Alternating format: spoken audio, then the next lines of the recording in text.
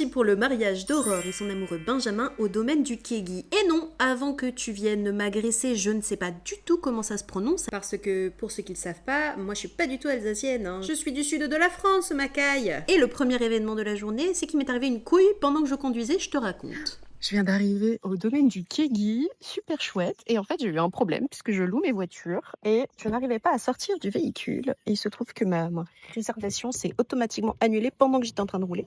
Donc, j'ai failli ne pas pouvoir sortir et ma fille me marier. Bref, c'est bon, je suis installée et je commence par la jolie Fiona qui porte très très rarement du maquillage, qui voulait un petit trait d'eyeliner et surtout qu'elle se reconnaisse complètement quand elle se regarde dans le miroir. Ouais, j'adore.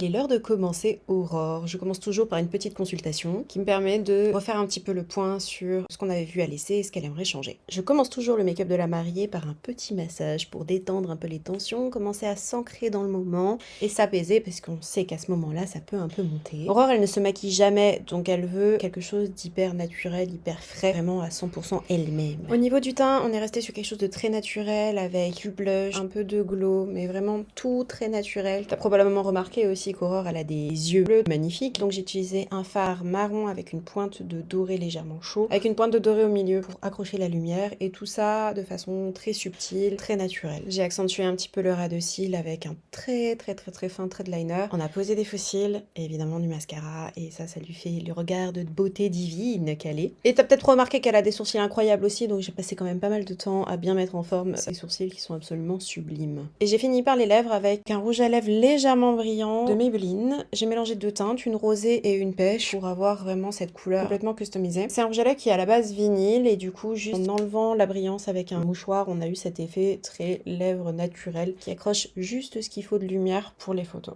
Et regarde sa réaction quand elle se voit dans le miroir. Allez, on est prête, hein? Oh purée. C'est génial. Ouais. Les cils, c'est ouf, hein? Oh, très chouette.